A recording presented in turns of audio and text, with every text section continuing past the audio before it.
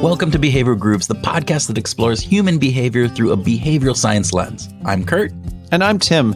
We like to explore why we do what we do with researchers, authors, and practitioners in a conversational setting in order to bring those insights to you. We also like to introduce you to people and concepts that can help you lead a better life or improve how you work, bringing you ideas, methods, and tricks on how to positively apply behavioral science insights in your day-to-day life. Well, Kurt, you apply behavioral science insights all the time with your work at the Lantern Group, don't you? I mean, helping companies apply behavioral science to improve their employee communication and motivation, right? Yes, I do. But you do the same thing with behavioral alchemy when you help companies apply behavioral science to change the behavior of their people or better design a product or service. I've seen your work and it kicks ass, man. Kicks ass. Well, thank you. But I've also seen your work, and it is the stuff of legend. Epic. It goes down in the history books. Okay. We could go down the Mutual Admiration Society here, but needless to say, right? We help companies effectively apply behavioral science, and I think we are better at that because of this podcast. Oh, I agree. I know that I've used a lot of the ideas and concepts that I've learned from our guests with my clients, from helping change farmers' behaviors to designing an app to help people better manage their money. The insights our guests, bring have really helped me help my clients. That is so true. And I think today's guest is one of the best guests that we've ever had on as it relates to showing us how to use behavioral science to positively impact our lives. Something that I will definitely use in my life, and one that I think you, the groovers out there who are listening to this, will also be able to use right away. Yeah, I couldn't agree more. Jon Levy, our guest today, is a behavioral scientist best known for his work in influence, human connection, and decision-making. More than a decade ago, Jon founded the Influencers Dinner, which was a secret dining experience for industry leaders ranging from Nobel laureates, Olympians, celebrities, executives, artists, and world-famous musicians. Totally a who's who. But with COVID impacting in-person meetings, Jon pivoted and started the Influencers Salon, which takes the behavioral science insights from the dinners and applies it in an online format. Jon is also the author of 2 books, The 2 a.m. Principle, Discovering the Science of Adventure, which explores how we can get more adventure in our lives, and his newest book, You're Invited, The Art and Science of Cultivating Influence, in which he demonstrates the importance of human connection, trust, and community to accomplishing what is most important to us. By the way, it is a fantastic book, and if you're listening, you should go out and buy it right now. I highly, highly recommend it. Oh, yeah, absolutely. You should go out and get it right away because it's a great read. Okay, so we've had the pleasure of meeting Jon through the Influencer Salon, and he is not only brilliant, but he is one of the nicest, most authentic people you could ever meet, along with just being a great author. It was a great conversation that talks about what influence is, how to build community that can grow and expand to include people you want to hang out with. So I don't know why I'm still hanging out with you, Tim, but still, and then steps to making those connections. So it was really a wonderful conversation, and I think our listeners are going to get a lot out of it. Yeah, it was fantastic. And we touched on many things. Captain Kirk, power versus influence, context, trust, and a new genre for me, pop goes classical. Yeah, okay. Too fun. And in pure Jon form, at the next Influencer Salon that we were a part of, what did he have playing in the background, Tim? What was the music that we came into? Pop goes classical. Exactly. That was so him. So yeah, I also want to say, Jon is always paying attention and always giving. He is truly a giver. Yes, he is. And with that, please sit back and enjoy a strong pour of generosity, novelty, curation, and awe as you listen in on our conversation with Jon Levy.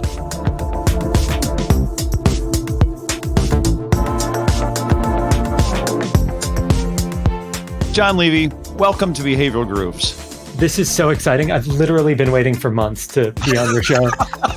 I'm super stoked. I'm so ready to geek out and have fun with you too. Thank you for having me on. Well, we are glad to have you. We're going to get started with a speed round, and I get to ask the first question. Is that okay, Kurt? Coffee or tea?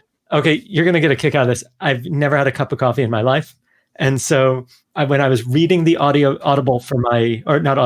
recording for my book, I really had tea, I think, for the third or fourth time in my life, and I enjoyed it far more. Wow. So what is the reason? Is there a reason for never having coffee? Sparkling water, the champagne of water. No. And it doesn't serving that hot and slightly flavored with, tea leaves sounds awful. So why would I want to?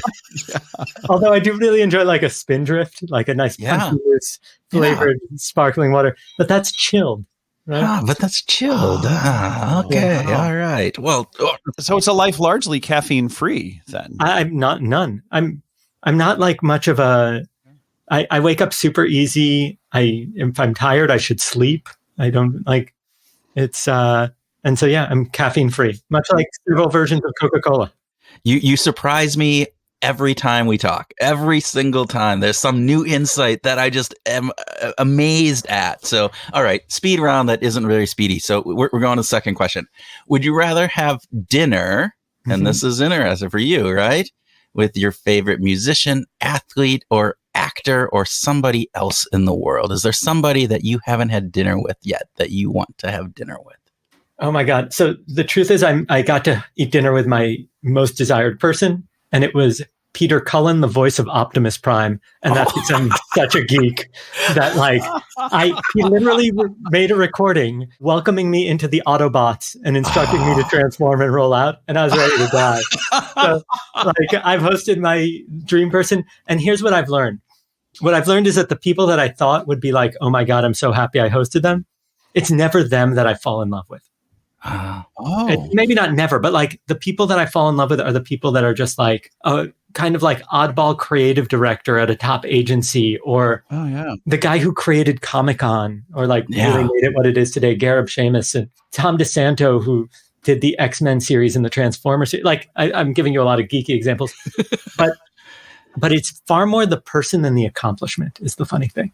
Yeah. And I think we're used to thinking about it as accomplishments, like, oh, they did this, they must be amazing. Well, it's that idea that you never want to meet your hero, because you put that hero so far up on that pedestal that no matter, they could be the best conversation ever, but they're not necessarily going to meet up to whatever that is that you've made up in your mind about who they are and how fantastic this is going to be and all of those things. So I get that. I get that a lot. All right. Okay, let's sing in the geek world. Who's the better captain of the Enterprise, James T. Kirk or Jean-Luc Picard? Oh my God. So here's the, I'm going to say the same thing Neil deGrasse Tyson said. It doesn't actually matter because wait, let me explain. Okay. Because without Kirk, nothing matters. And the reason I say that is that Kirk and the Enterprise taught us how to dream, to explore. They gave us a version of the universe that presented diversity. It presented hope, and it presented it in a way that allowed for conflict that spread across the crew so that everybody had a say. Yeah. So they had cognitive friction. Bones didn't just follow orders. And even Leonard Nimoy's character, Spock, was supposed to be emotionless. And all these things came out of that universe that inspired people to dream and hope, so that one day we could even have a Picard. Yeah. Right. So Picard is probably technically like a better captain, but Kirk taught us to dream, and that's what I think is important. We could just end the whole story right there. That was fantastic. Okay, but Kurt, there is one more speed round question. Oh man, but we can't top that. I don't know. Maybe we can. Here we go. Power or influence? What should people be striving for in today's world? So here's a very funny answer. There are certain countries where power still reigns supreme, where you will not probably get much done unless you can amass some power. You need to control the situation. And that's because things are probably kind of unruly. But that's in the rarity. In most of the developed world, influence is what's far more important because it's an opt-in.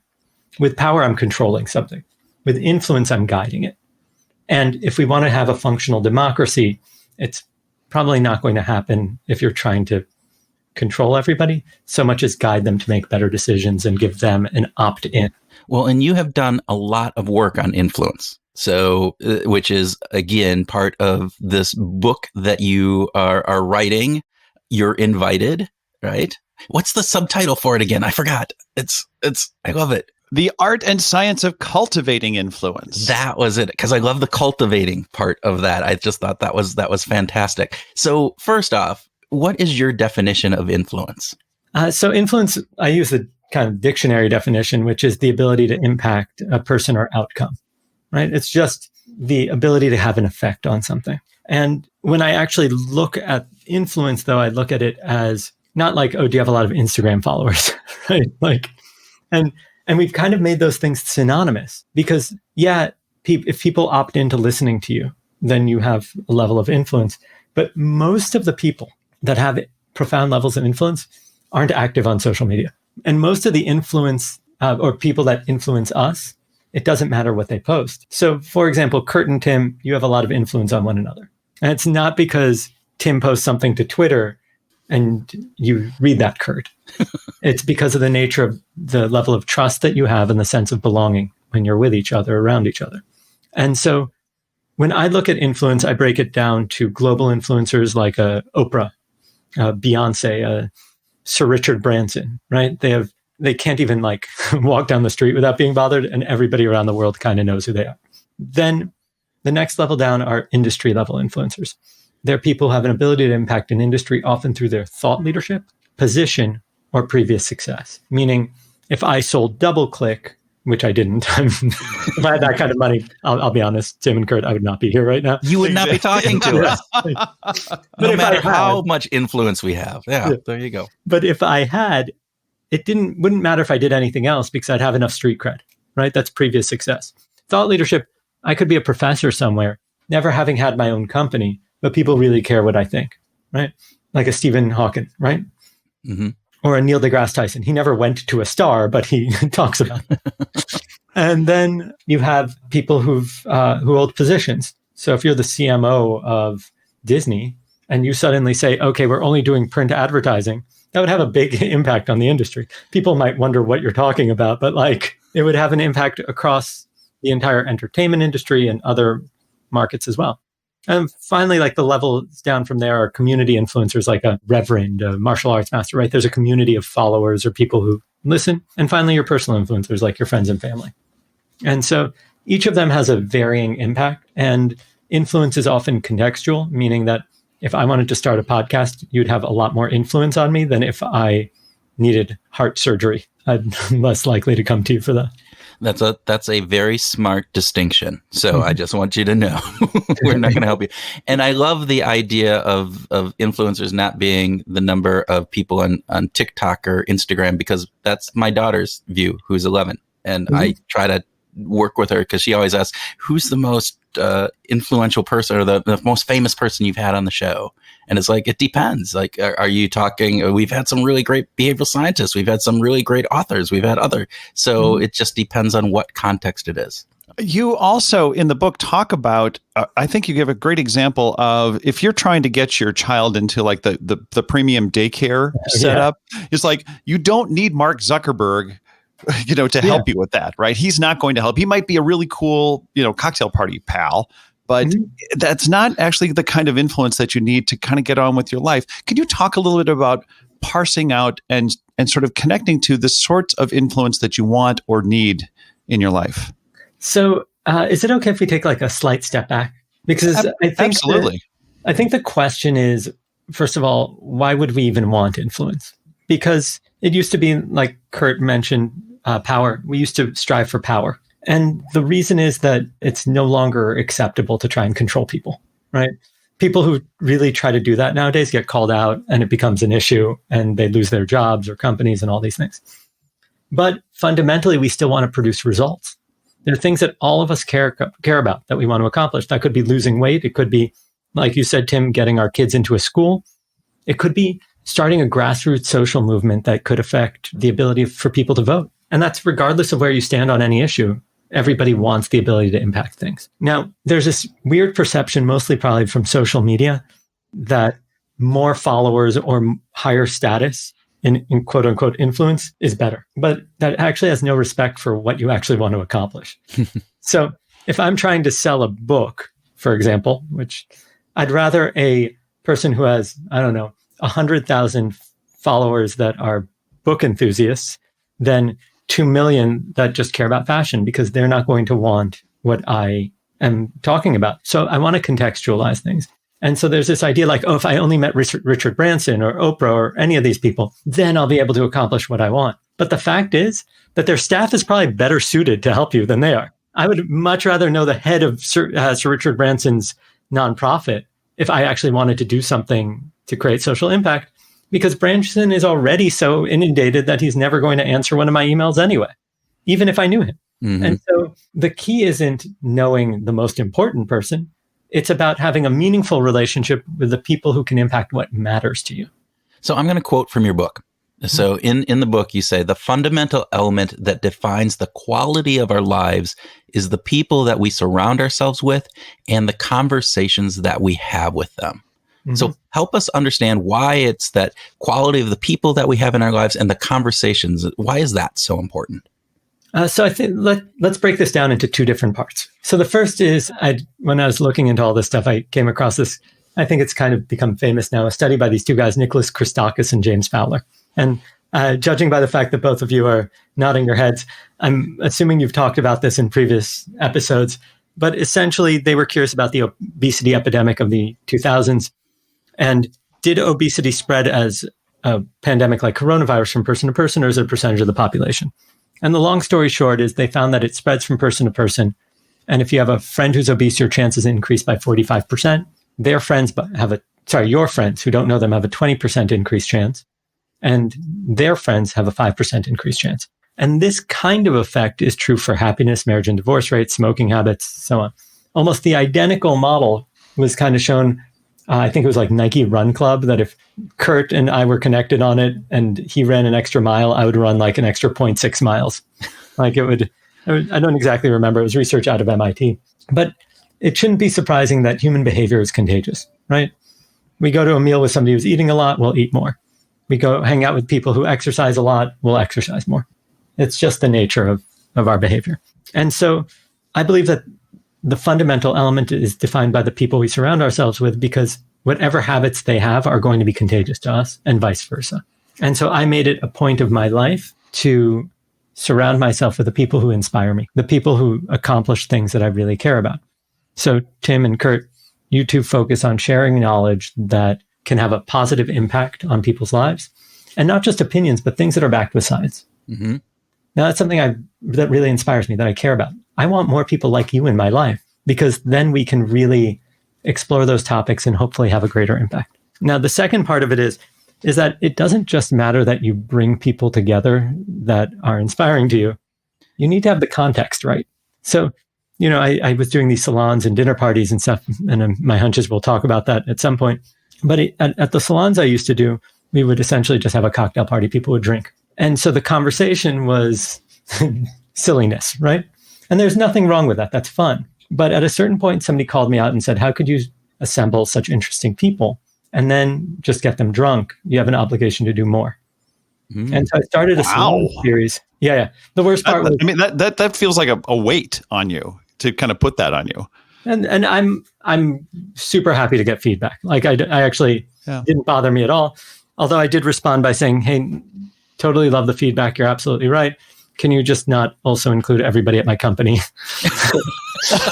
On the email? Yeah.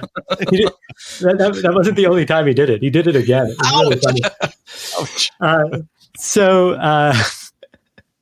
I think I got an email from my assistant when I came out being like, ouch.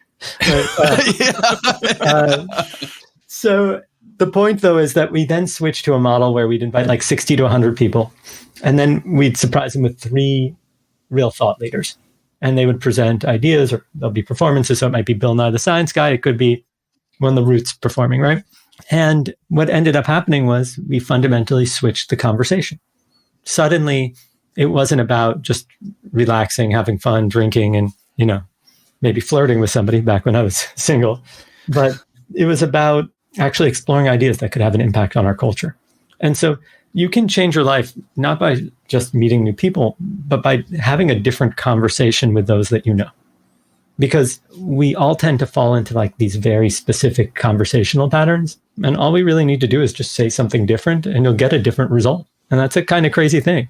You can literally change the quality of your life by saying, instead of, oh, what do you want to do tonight? Let's go do a parkour class. I don't know. Rather than let's go see a movie. And your life will be fundamentally different if you keep doing things like that. You've used the word curate in the book. That you're curating the people around you. How do you do that? What's a good way to think about curating the people around you? So I think it might be helpful for the listeners to know about the dinner series I run, so that they have. That's great. Actually, that's a great place to start. Yeah. So when I was 28, I was kind of like the stereotypical poster child for not living up to your potential. And I went to a seminar and I came across these ideas. I said, okay, if human behavior is contagious, I need to figure out how to surround myself with the top people in whatever it is that I cared about. And so I developed a bunch of behavioral models and proved them, or to kind of test them, I created a secret dining experience where 12 people are invited, but they're not allowed to talk about what they do, and they can't even give their last names. They then cook dinner together. And when they sit down to eat, everybody gets to guess what everybody else does. And then once we're done with our silly guesses, like you're a pilot for Delta Airlines, or, you're a professional juggler, then they reveal who they are. And you find out that one is like a Nobel laureate, the other is an 8-time Olympic medalist, and another is the editor-in-chief of a magazine, and so on and so forth. And so I've hosted over 2,000 guests, ranging from celebrities and musicians to even the occasional member of royal family. And it's been 227 dinners in 10 cities in 3 countries. But what's really come out of it is a profound understanding of what connects people and allows them to engage regardless of their level of, let's say, influence or status or celebrity. And what I'm really proud of in this is that I focused on ways that do that's reproducible, because I didn't come from like a billionaire family. My parents aren't celebrities. My parents are immigrants. I mean, my father did fine. We weren't like poor or anything, but I didn't grow up with like, celebrities all around us or anything like that. You weren't in the private school rubbing elbows with all the other rich kids. And I was in a private school, actually, in high school, but it wasn't that kind of school. It wasn't in the Hamptons, right? Yeah. And I mean, I'm sure they all had money. We were probably the poorest family in the school by that standard. But I didn't really hang out with any of them. I was kind of the odd kid out because I was really into science and technology back then. And in the 90s, that was not cool, right? Like, it's like contemporary internet. There was no iPhones.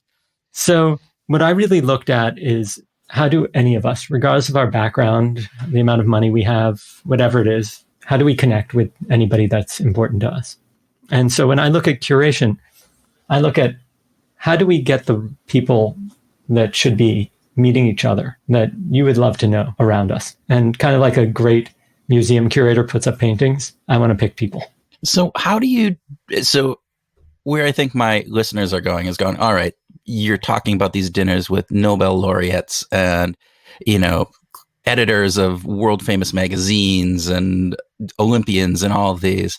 And they're going, there is no way that I can go out and, curate any of those people to be in my circle of friends. And yet, as you just mentioned, you didn't necessarily come from having those connections to begin with. So I didn't at all. Yeah. So how do you do? I mean, and granted, it may not be necessary, as we talked about earlier, that global and industry and community might just be trying to get, hey, you're the superintendent of your schools, to be within there. Even those, for some people, may feel way out of reach. So how do you go about getting those people and bringing them into that community of yours? So I think that you actually said an important word there, which is community. So my objective isn't just to know somebody, right? It's really hard to maintain a lot of relationships in a meaningful way when they're disparate from each other, right?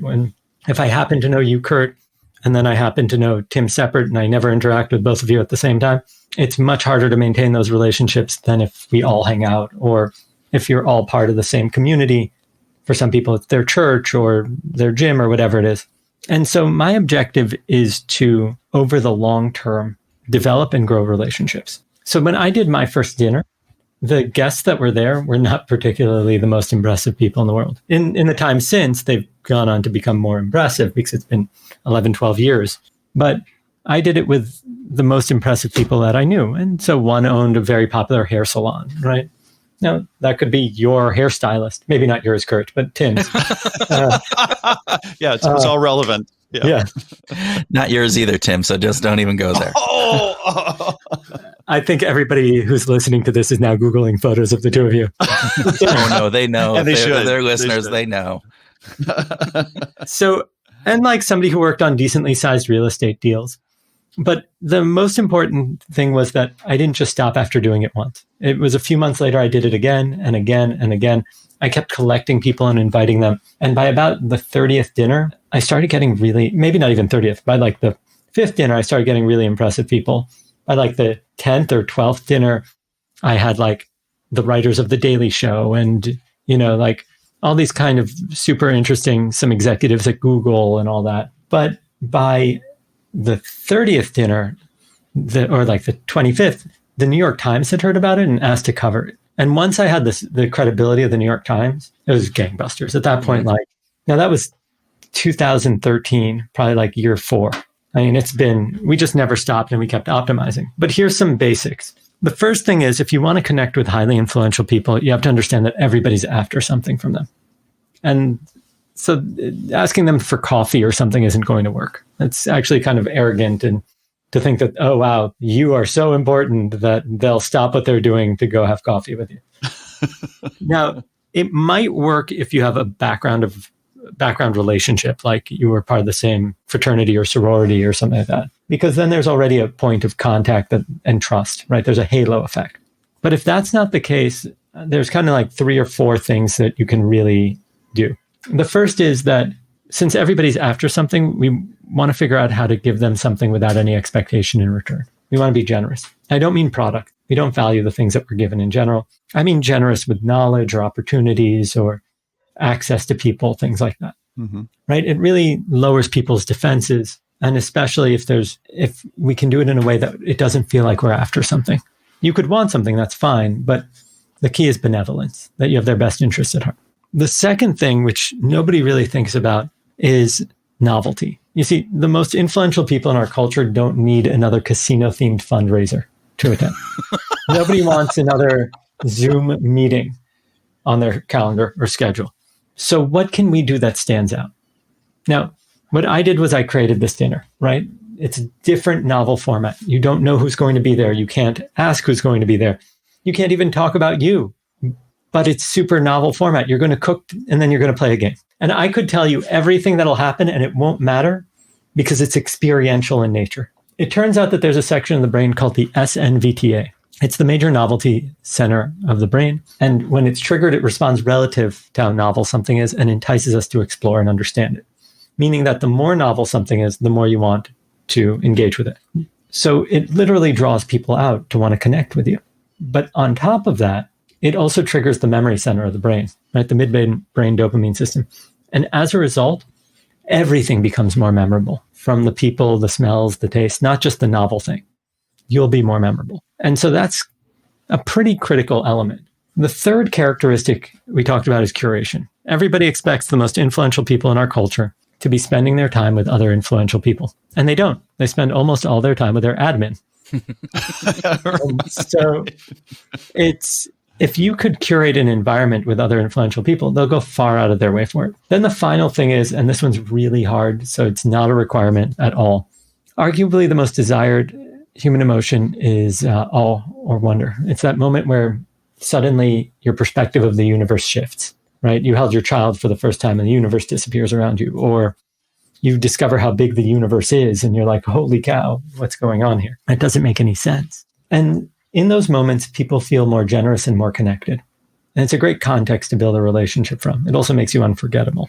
So when I bring up these elements, you'll notice that almost nobody provides all of them, right? So like the most premier experience in the world that you can have as far as events is probably something like a Davos. It's where world leaders come together to discuss topics and if you're lucky, you'll bump into Bill Gates standing in the snow with Andrea Merkel or something. Who even knows what, right?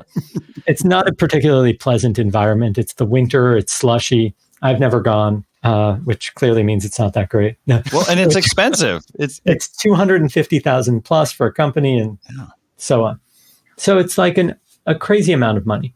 But if you notice, they really only offer one out of the four characteristics, which is curation, right? Mm-hmm. Because nobody actually really wants to hear those talks. They're not like novel. They might be interesting, right? So there's kind of like an element that some people want to hear them, but you're mostly going for the other people that are there, which kind of like a step down in terms of curation is TED.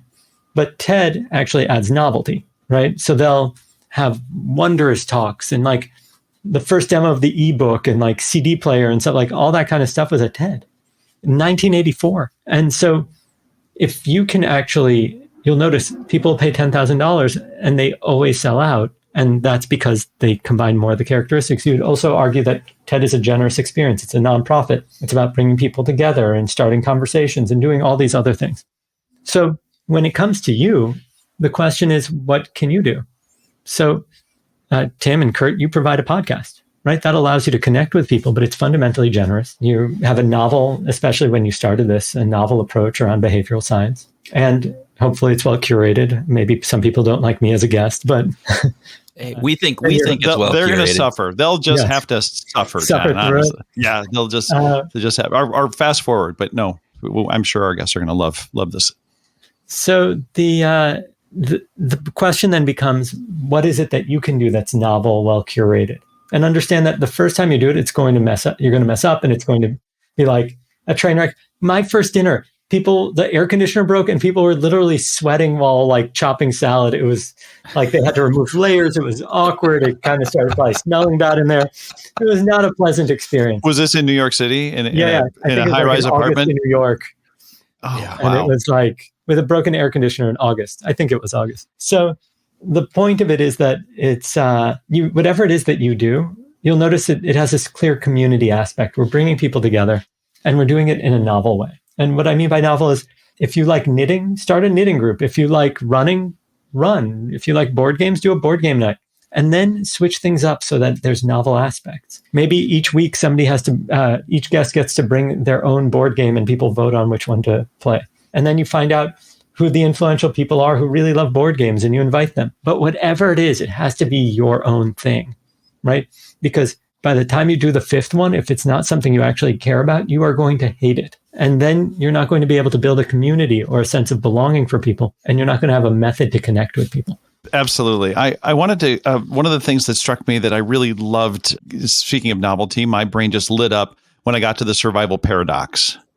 Like this, and this is something that has fascinated me for a long time. It's like, we need community. We need it. At the same time, we hate being taken advantage of. We don't like being we don't like being perceived as gullible. And so could you just talk a little bit about the survival paradox and how do we deal with it? Yeah, I think it's really interesting. So human beings are one of the rare species that actually, not rare, but one of the species that has a community format, right? There's turtles, they can they're born, they survive on their own. Squid do their own thing. And never thought about squid actually, but I guess they are pretty independent, aren't they? I saw that documentary when my squid teacher, whatever it was. My octopus teacher. Sorry, not squid. Yes, it's octopus. Which for everybody, watch it. It sounds kind of weird to begin with. It is beautiful. It is inspiring. It is just fascinating. Anyway, go on. I agree. So the problem is that to trust means fundamentally to agree to be vulnerable or to put yourself in a vulnerable state, right? And the fact is that that's not really from let's call it a survival perspective, such a great idea, right? If from a survival perspective, we're probably best off being like turtles locked in a safe space and only coming out when we need something else that we need to survive. So the question is, why on earth would we risk being around other people? And when researchers looked at this, they tested to see if a mother who had recently given birth could collect enough calories to support both her and her offspring. And the problem is that you probably can't both protect your offspring and also provide enough food for the two of you at the same time. And the reason is that human beings are kind of essentially born prematurely, right? And other species, they can go run within minutes of birth if a baby fawn is born. But human beings are kind of useless until they're teens. And even then, if any of you have kids, you'd probably argue they're useless longer. Pretty much, yeah. Much Pretty longer. useless. Yeah. So that means that we have to make a decision, either die out from lack of resources or figure out a way to select if somebody is going to hurt us or not, or take advantage of us or not. And so we developed trust. We developed this idea that there are those that we can be vulnerable around and those that are not. Unfortunately, it's not a perfect system, right? People are heartbroken, stolen from, like there are terrible situations that occur. So, but the problem is that if we don't trust at all, we're dead as a species. And if we trust the wrong person, then we're also kind of screwed and probably not going to survive. But on average, we're pretty decent at understanding when to trust and when not to. And by trust, it allows us to form communities and specialize skills and work together. And right, we have trust in our money, which means that when I give you $1, you're not worried that it's not worth anything and that you're not going to be able to eat. And you trust that if we sign a contract, I'll follow through with the contract. And because of that, we've been able to progress and survive and spread across the planet. But fundamentally, trust then has this really interesting characteristic that it's a perceived level of that I can allow myself to be vulnerable. And most people, including myself, until I started researching this book, didn't even understand what trust is made out of and how it works and how we develop it. Well, let's expand upon that. Yeah. Okay, sure. So do we want to dive into what it's made out of or how to trigger it? Well, I'm looking at the time and I'm thinking I'd like to see what it's made of first, because I absolutely want to get to what you're made of. Okay. I want to get to music too. I want to have a little bit of time left to talk about music. Okay, for sure. More than just answer is Spotify. Yeah. So most researchers agree that trust is made out of 3 things. Some say 4, but it depends how you tease things out. I'm in the 3 camp, and they would argue that it's made of competence, your ability to do something, honesty or integrity, right? Your truthfulness. And the third is benevolence. You have my best interest at heart. But what's interesting is that not all 3 are equally weighted. And so if one day I come in and do a presentation and I bomb, people don't go, I can't trust Jon. He's completely incompetent. Hopefully. They'll probably say, oh, he probably had a bad day, right? And it's, COVID, people are exhausted. Next time they'll be great. But if Kurt found out that one of his friends lied to him, right? That's a breach in honesty. You would then doubt everything they have said and everything they probably say moving forward. But there is an interesting loophole, and it works like this. Tim and I are walking down the street, and I ask Tim, do you mind if we stop by a friend's house? And he goes, sure. And when we walk in, 40 of his closest friends jump out and scream, surprise! Now, it would be super strange if Tim turned to me and said, Jon, I can't trust you anymore. You just lied to me. Yeah. And the reason is that we are actually accepting of lies for benevolent reasons. Not in every case, but just as a generality. Now, if you found out that your doctor was getting kickbacks for doing surgery on you, you would be super pissed, and you should be, because that's a breach in benevolence. Yeah. So it turns out that we value benevolence above honesty and honesty above competence, which means that if we want people to trust us, we need to lead with benevolence. We need to show that we have their best interests at heart. We need to demonstrate that we are honest and have integrity. And frankly, competence can increase over time. So if somebody is incredibly honest and incredibly benevolent, and they're improving, you're like, okay with that. You're like, okay, that's fine. And in fact, I remember reading about the Navy SEAL selection process. They rank things on, skill and team orientation. So let's call it kind of benevolence as team orientation and skill as competence. And they would generally rather somebody who is incredibly team oriented with lower skill, because they can always upskill, versus somebody who is low team orientation but incredibly skilled, because those people are going to be arrogant and it's going to be tough for the team.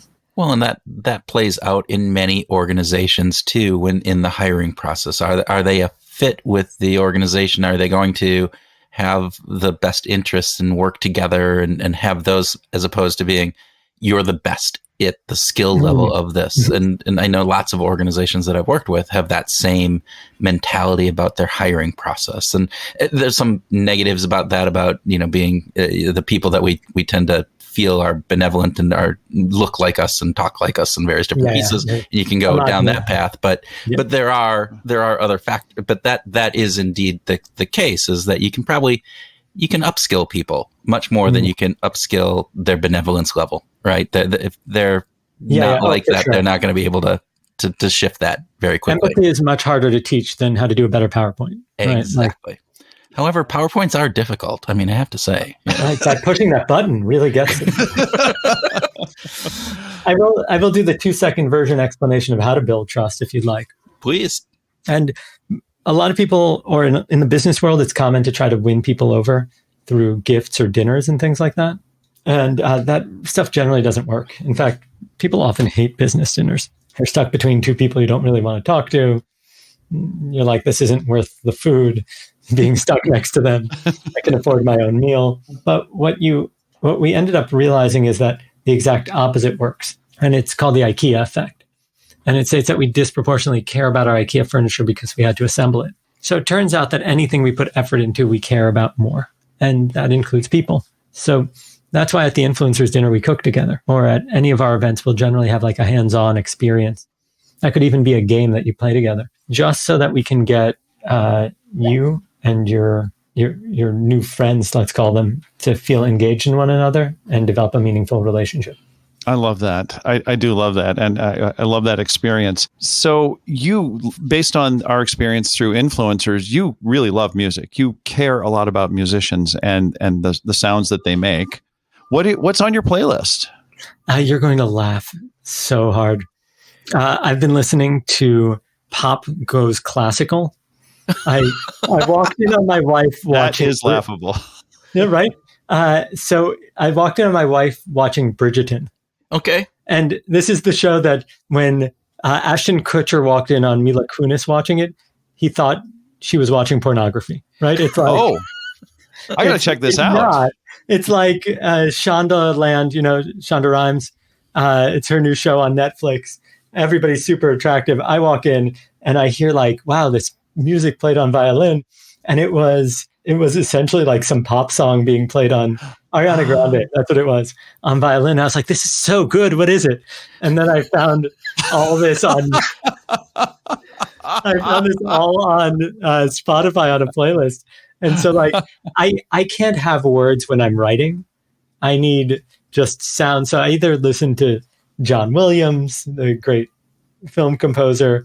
I listen to Pop Goes Classic. Yeah, you said it. You own it, man. You own it. Yeah, it's gonna be in the show notes, so people are going to be able to go and click and find it themselves. And you'll get to thank me for the infinite loop that you put this music on.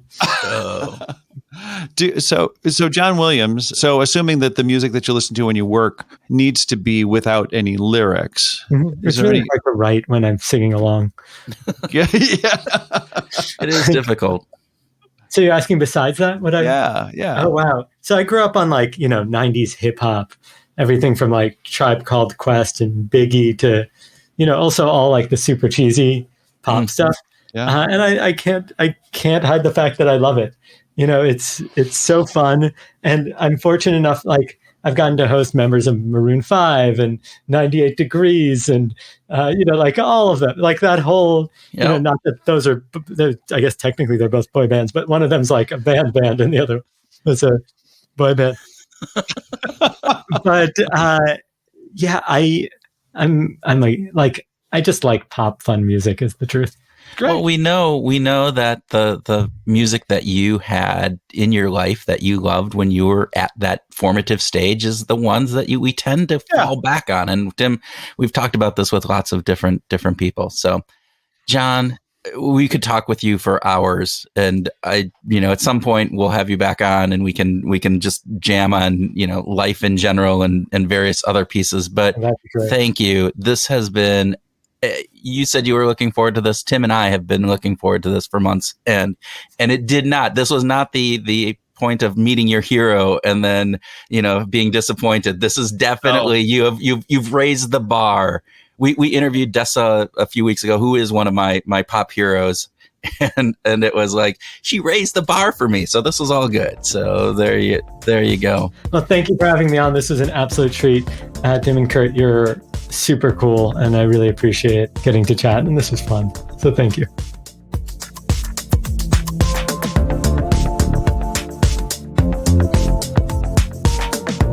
Welcome to our grooving session where Tim and I groove on what we learned from our discussion with Jon, have a free-flowing conversation, and talk about whatever else comes into our influential brains. That was like a little softball one. I'm sorry. I didn't really think too much on that, but man, totally. It was, And, every time you do that, because I know that it's impromptu, that I'm always waiting. I'm always on edge. And that was a softball, but that's okay. Let's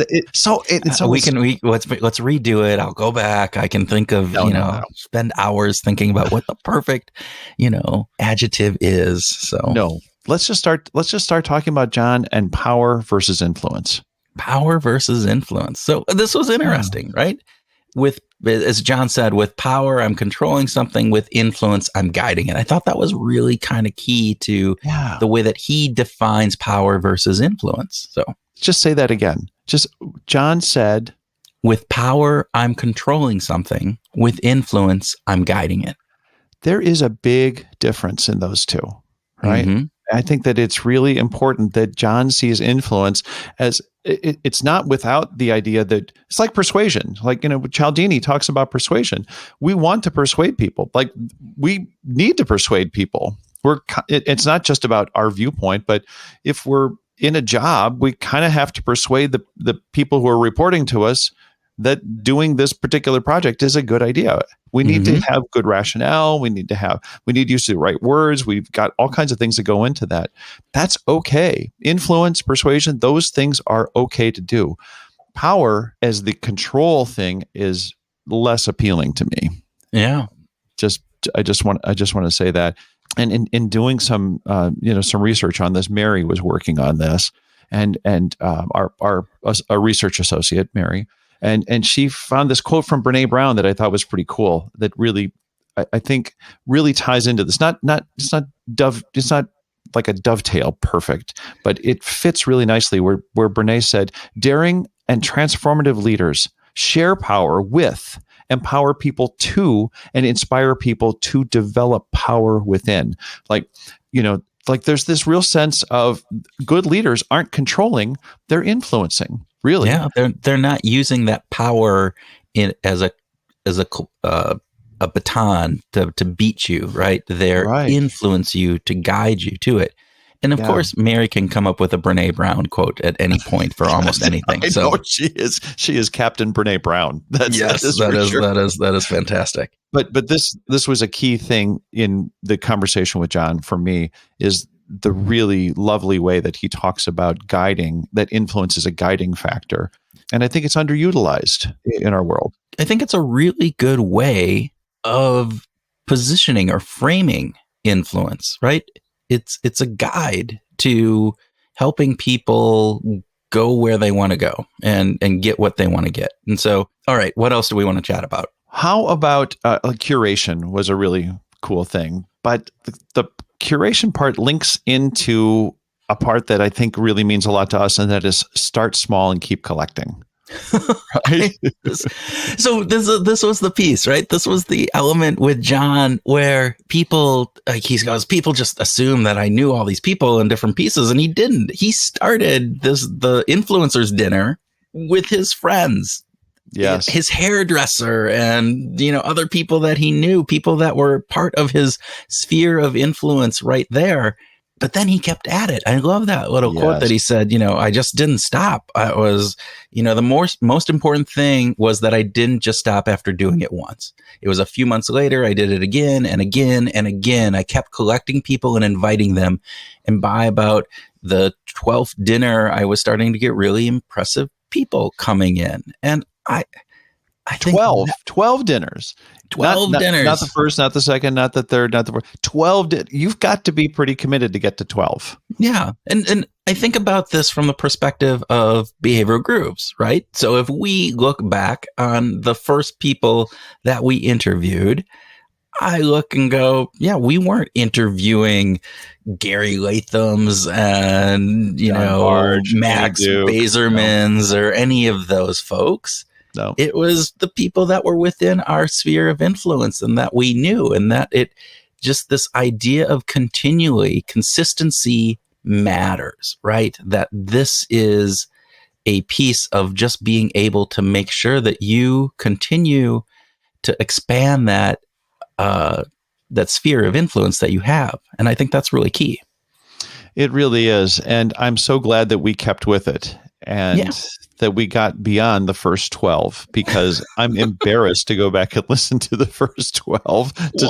I'm okay. I will preface this. I'm embarrassed about how horrible we were. We had some decent guests in the first 12. I think we had some really cool conversations. Now, were those people that were recognized around the world in different pieces or within the behavioral science community? Probably not so much, but we had some really good conversations with folks, which I think was part of the evolution and how this works. And I think that's a key piece. And the other piece that I think is important from Jon's perspective, that he brings up, not necessarily from his perspective, was this power of the network. So it was this idea of creating this dinner. And it wasn't the same people coming back time and time again. It was, who else can we invite? And who would you want to bring to this? And so, I think in other conversations, I don't think we talked about this in the actual episode, but he talked about his hairdresser brought somebody else who knew somebody, and then they brought somebody, it's this power of plus one, the power of that plus one that keeps going. And I just want to put a challenge out to all of our listeners. Okay. All right. So this is the idea here, this power of network. So if everybody listening to this episode would just get 2 more people to listen to this podcast, right? Think about the power that network would have. And then if those 2 people each got 2 more people to listen, and if those 4 people got 2 more people to listen, my God. We'd have like 26 people listening then. Oh, holy Hannah. I think we have a little more than that, but there is an element of this that is, we are influenced by those people who are closest to us. And the messenger is the message, right? Yeah. Right. It's the messenger and the message. And this idea that to get somebody to listen to a show, a podcast, or to come to a dinner, if I just get an advertisement about it or something, I'm less likely to do it. If I have a friend tell me, you should listen to this or you should go to this, I am much more likely to do it. You have influence over other people. Yeah. And I think that's important. Yeah. And there's that sense of reciprocity where I'm on the hook. If you call me up and say, Tim, you should check this out. If I don't, then I'm failing in our friendship.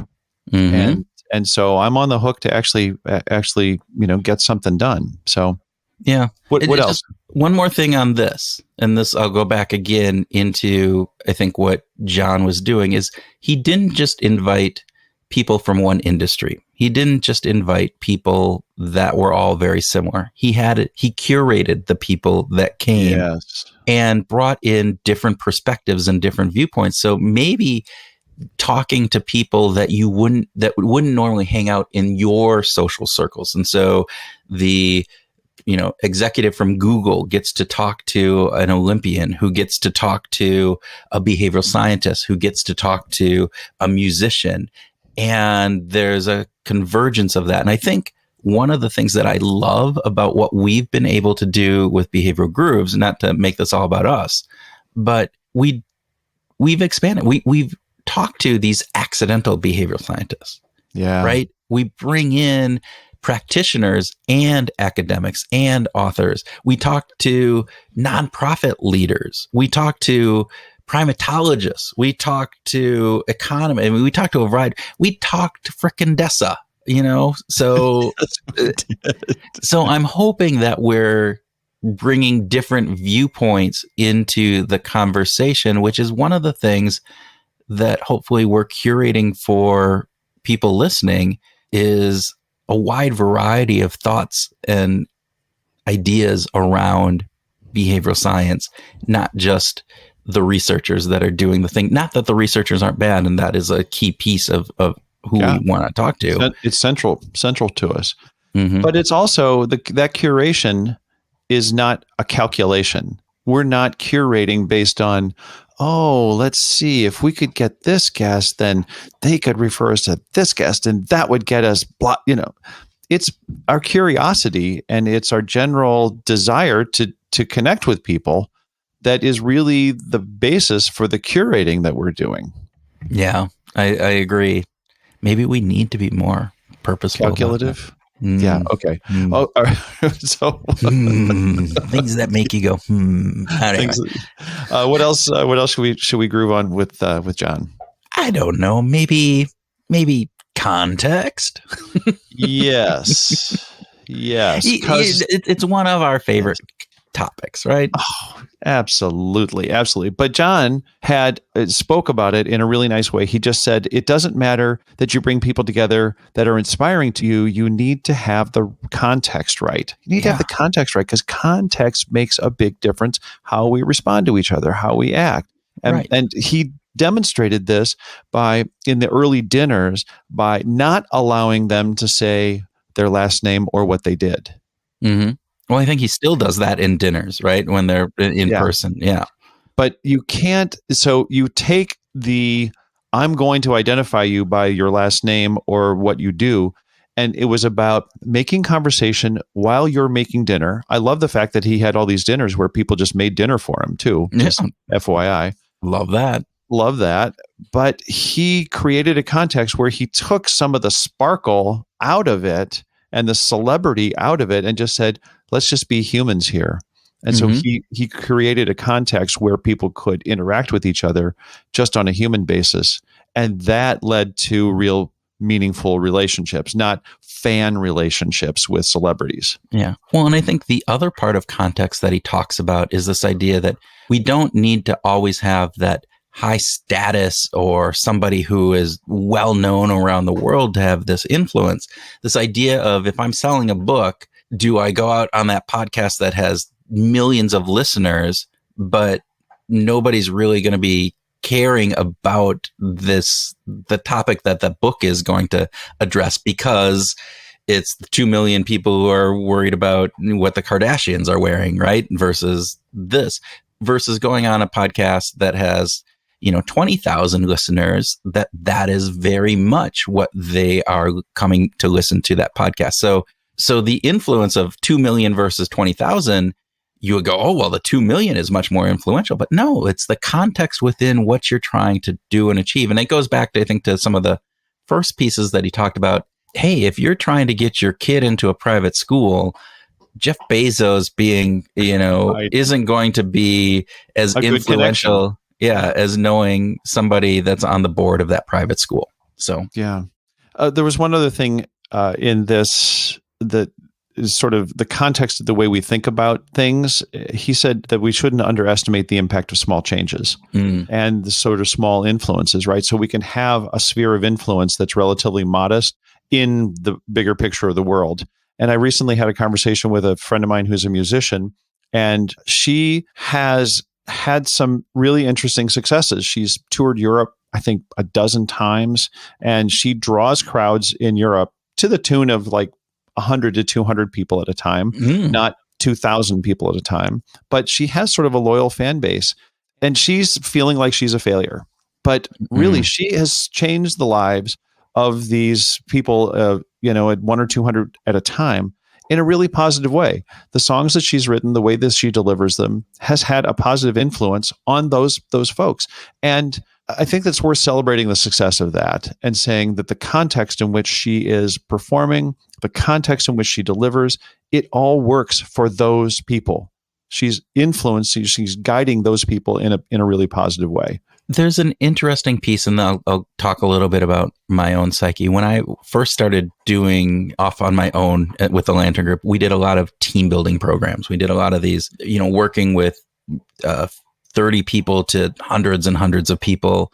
And I would always get super upset with myself after the fact if there were a percentage of those people who I just didn't feel were engaged, who didn't get it. I could have had 80% of everybody just fully engaged with what we're doing and getting it. But I didn't get those 20% until I had this epiphany. And this epiphany was, you know what? I might have just changed how one person in that group felt about their work or about their coworkers or about being on this team that really made a difference in how they showed up and how they felt about showing up. And with that epiphany of saying, it doesn't matter if I get everybody, it matters if I get one.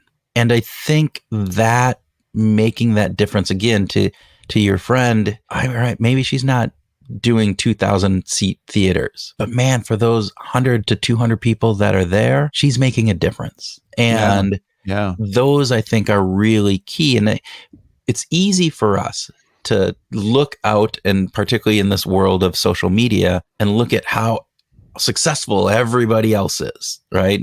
How successful all our friends are, how successful, Beyonce is, and compare ourselves to them. And I think that's the wrong comparison. The comparison is, have I impacted one person? Have I made a difference in at least one positive difference in at least one person's life? Yeah. That's an important message right now, especially I think during the pandemic. I think we still need to be asking that question and framing it that way, Kurt. It's a really meaningful perspective for us. Yeah, sorry to pontificate like I always do, but that's how it goes.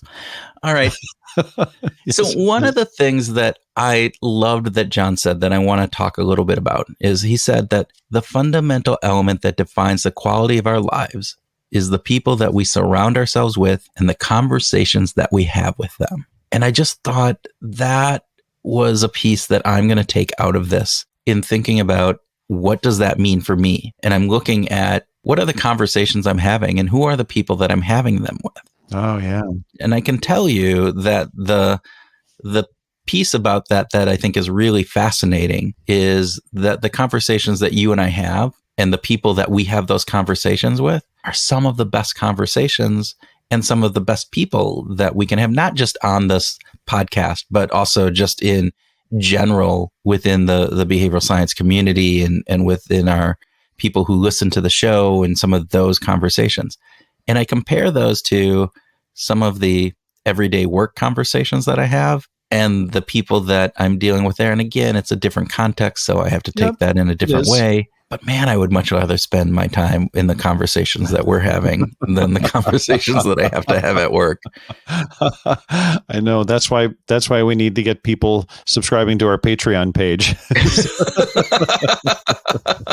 So we don't have to have all the conversations that we don't want to have. Oh, yeah. That would be great. Okay. Let's talk a little bit about Jon. Sort of doesn't have a formula, but he's got some steps to making connections. Right. And let's just start by talking through, reminding listeners about what those are, because it's actually pretty straightforward and pretty simple. And it starts with generosity. And Jon is absolutely that guy. He absolutely starts with this, not just an open heart, but an open hand. And of course, generosity is wonderful because it lowers people's defenses.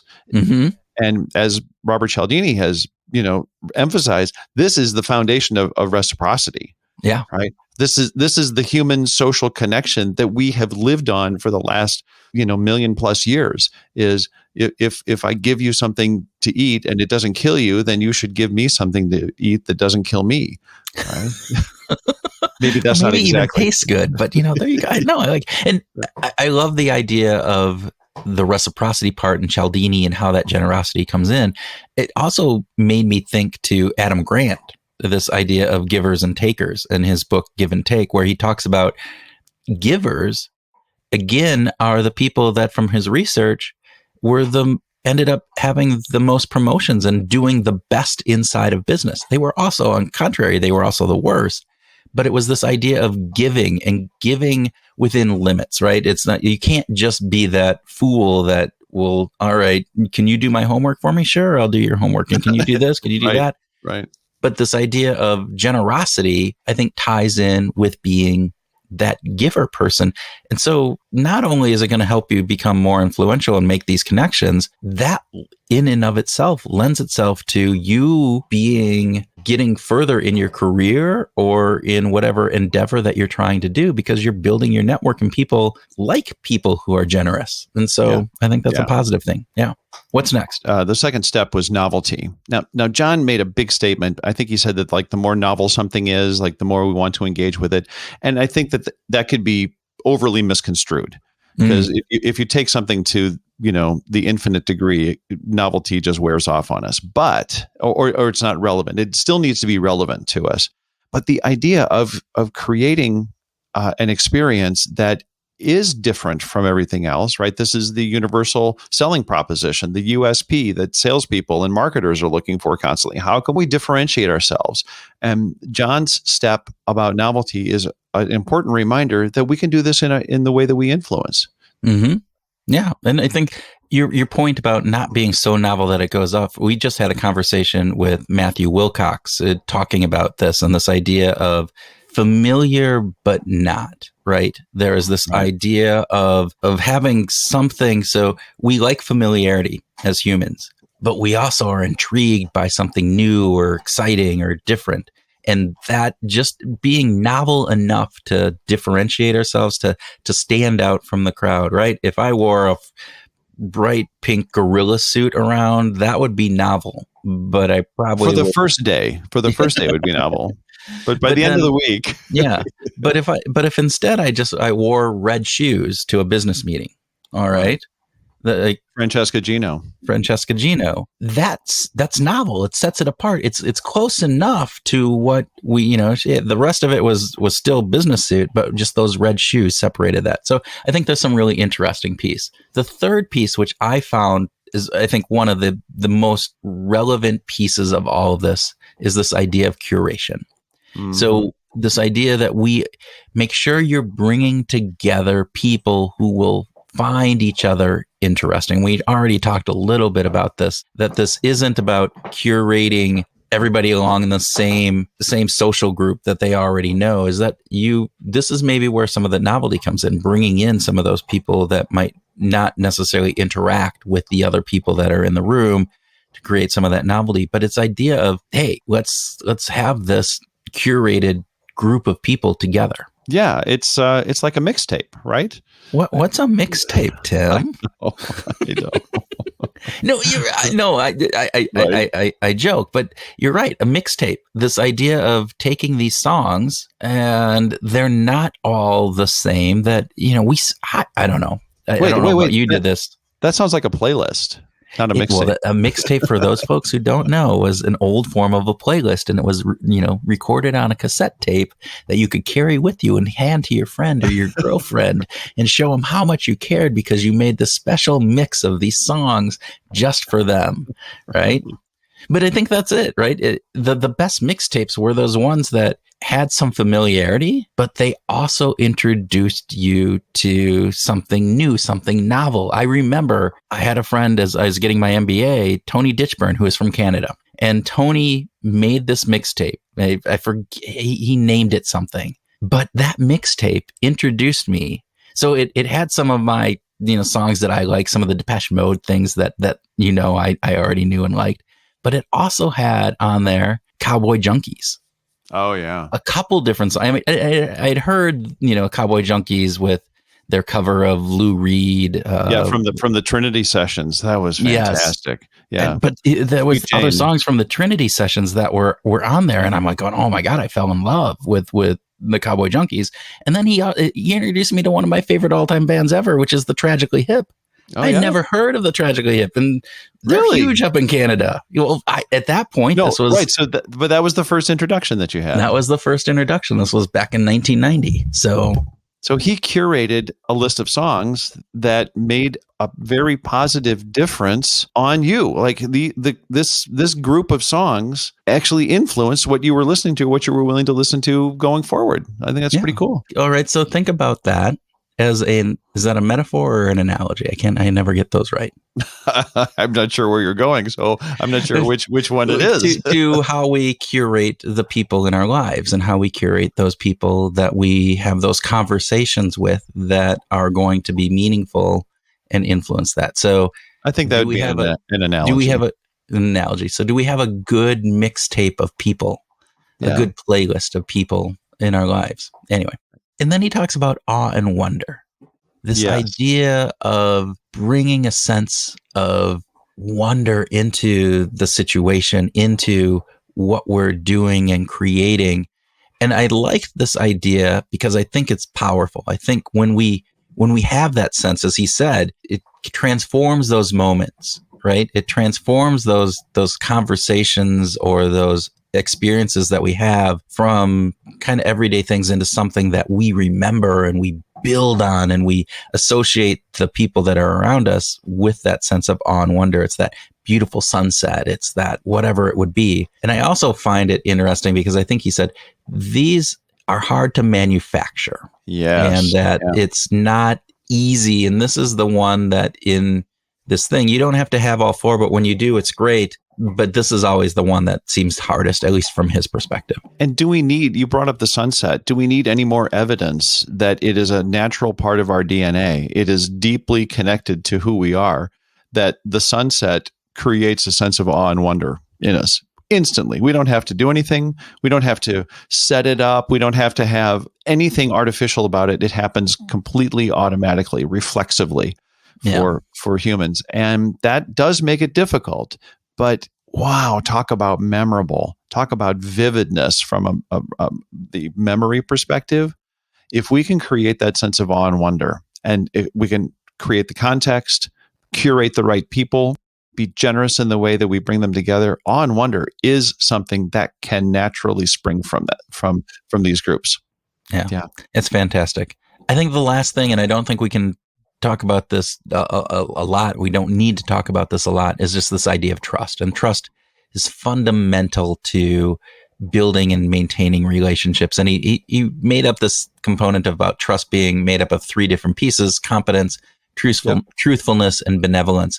And I thought what was really interesting was this idea that he said they aren't all equally rated, that we'll trust people even if they're maybe not as competent as we would like them to be, right? You mess up, that's okay, right? And even some of the truthfulness we'll forgive, right? You lied to me, but it was about this surprise birthday party that he brings up. Oh yeah, that's a great example. Yeah. But, and you forgive that, and you're going, I'm all right, I still like you as a person and various different things. And I actually still trust you on that. But it's this idea of benevolence, this idea that if you are doing something spiteful or to hurt me or without my best interest at heart, that's really hard to overcome. And I thought that was really cool. Yeah, it absolutely is. So folks, hang in there. We're going to come back. Kurt has got a bonus track for us to summarize this episode and to offer a cool new groove idea that will be awe-inspiring. So hang on.